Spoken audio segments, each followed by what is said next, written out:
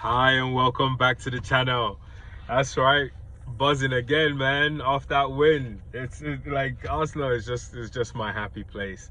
3 points, but tough game, man. Arsenal won, Ipswich nil, 1-0 to the Arsenal. Yes, indeed. It was a tough game, man. I can't lie. You would think easy game on paper, but Ipswich everyone is just learning from all the people that have done it and done it well. Low blocks. I'm tired of these low blocks. Like, it's not football. You really can't come into the Premier League expecting to play football like that. No doubt things haven't gone your way, you're like bottom of the league and stuff, but then Ipswich didn't offer anything. They just came. They knew they were gonna lose. They had the body language of we know we're gonna lose, but we're just not gonna be embarrassed.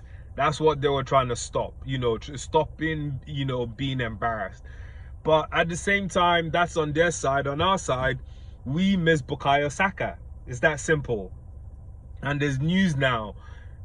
After the game, Mikel Arteta has been talking, and he just had surgery.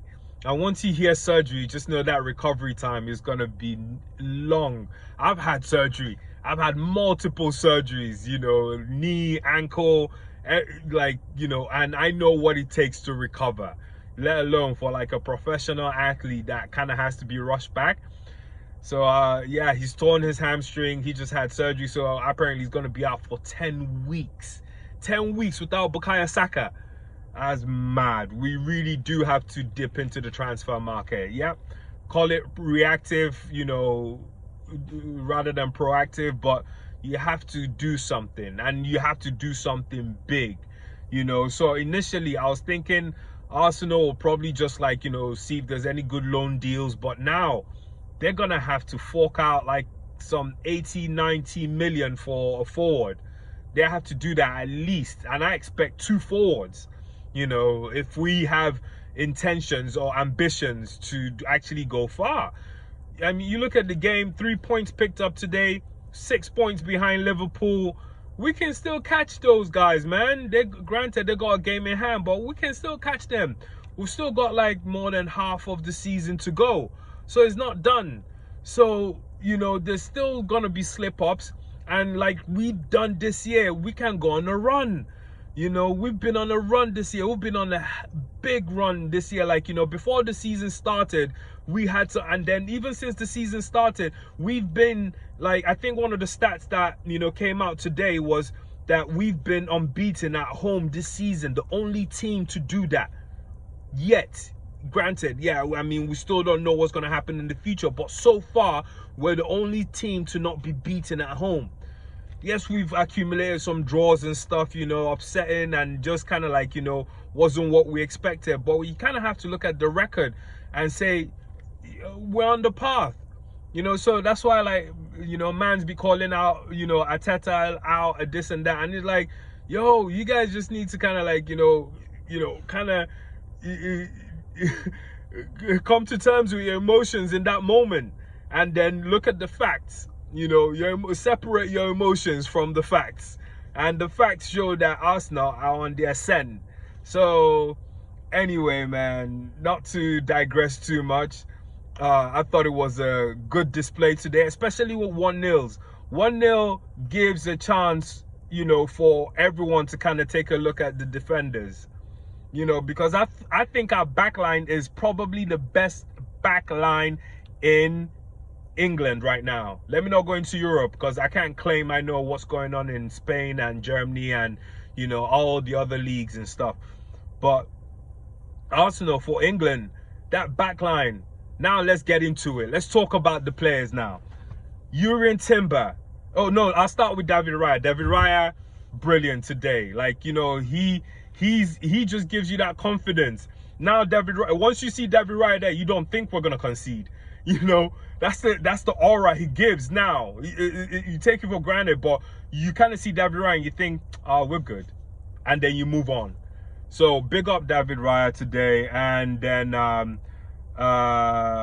Urian Timber. That guy is just a machine. He's a machine. I love him. I love him. We've needed a fullback like that for the longest. We haven't had man like that since Sanya, since the girl win, Clichy.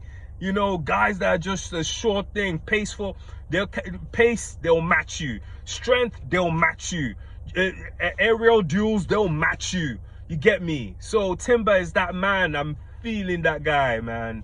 And then moving on to Saliba. Saliba did a good job today. Mopped up well, you know, distributed well. But I feel now Saliba's hype has kind of plateaued for a little while until he does anything better. Because right now he's like a standard 9 or 10 every game. So big ups to him. He's created that level which he is at. So he's kind of plateaued. But Gabriel, moving on to Gabriel, he's just a beast.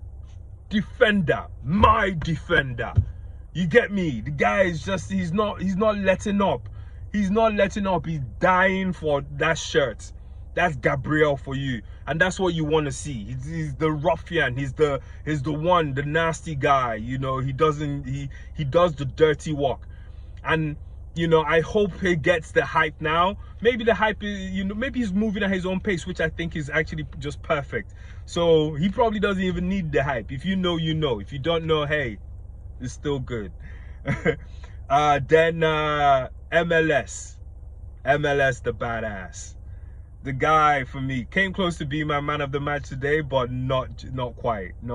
Someone tipped it from him. But Miles Lewis Kelly, I think that guy is just really coming into his zone more and more every game. And it's so good to have the people he has in the changing room with him, because he seems to be a quick learner and he's learning so much and he's innovating his game. The only criticism I have is that when he has too much time on the ball, he kind of dilly-dallies. He kind of like takes his time and, you know, he gets caught on the ball or just something. That's only when he has too much time. Can you imagine that as a criticism? Everyone wants to have, you know, a lot more time on the ball. But this man, when he has all the time on the ball, you know, decision making is still maybe it's the youth, you know, he'll grow into it. So big ups to him. Then the middle of the park, the janitor himself, Declan Rice, mopping up every single thing, driving forward, box to box. At some point they showed Santi Cazorla, and Santi Cazorla still today is my favorite player in an Arsenal shirt, or that one Arsenal shirt. I love Santi Cazorla. Like, he's just mesmerizing. I can't say enough for him. Words are just labels, and I don't have enough, you know, enough accolades or words that can help describe the feeling. I feel connected to that guy. Like, you know, he's all cheerful and stuff, and me too. I love being cheerful.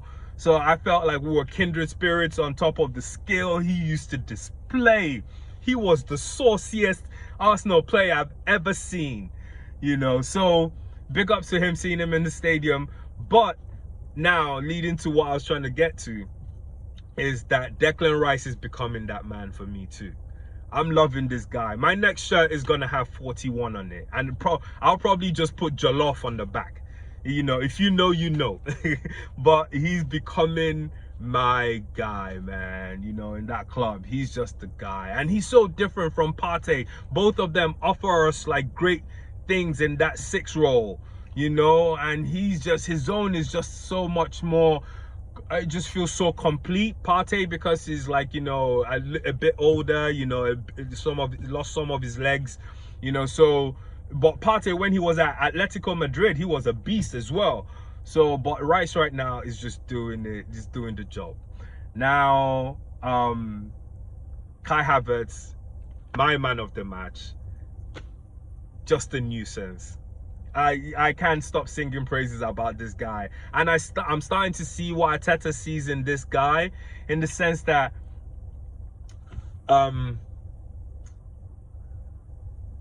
you know, his greatest asset is his intelligence. For Kai Havertz, he's just an intelligent player. Like, just what he does, and he's got a good touch. He's got a good range of pass, short, you know, long. You know, he's got a good eye. He's just intelligent. For me, that's his greatest asset. And that's why Kai Havertz sometimes is frustrating to people, because he's not the, you know, Gyökeres, you know, or the Haaland, you know, where he's just a marauding forward. he's just an intelligent forward that can play in so many pockets and different positions. That's why he's just all over the pitch. If you notice, he always has a free role, you know. So my man of the match picked up a yellow card, necessary yellow card, and just a nuisance, you know, just in there. And you know, and then the goal with his right foot as well, left footer with his right foot, and the placement he had, the placement of that ball. Oh man, I can't sing enough praises for this guy. My man of the match anyway. Then Martin Odegaard, you know, equally good, you know. So Martin Odegaard is kind of like a Saliba now, where he just plays at a level. I wish he got some goals today, but he just, you know, pulls the strings. He's our man, you know. He's our number 10. He plays that number 10 position, but not really a number 10, if you know what I mean. But he's just got the skill on the ball. He's for me, reminiscent of I can't say enough, Alexander Hleb. When I see this guy on the ball, it just reminds me of Hleb. And I used to love Hleb, man. Hleb was one of my boys. Ah, man, the good old days. Now, moving to the forwards, I'll save the best for the last, man, because I really kind of need to talk about this guy. Jesus, I thought, offered us, you know, something good, different from what Saka does. He's a nuisance and kind of like contributed to the confusion that led to Havertz's goal, you know, right in there. And yeah, Jesus starts the next game for me. Let his confidence keep rolling. Didn't get a goal today, but you know, he should be proud of himself. He put in a shift today, so he should be proud of himself. Then Trossard was he was good, you know. The assist was really, you know, really good. But then that's kind of like it for me with Trossard, because you know, sometimes he goes missing in the game. You know, decision making sometimes can be a bit off and just kind of like, you know, slows the game down sometimes.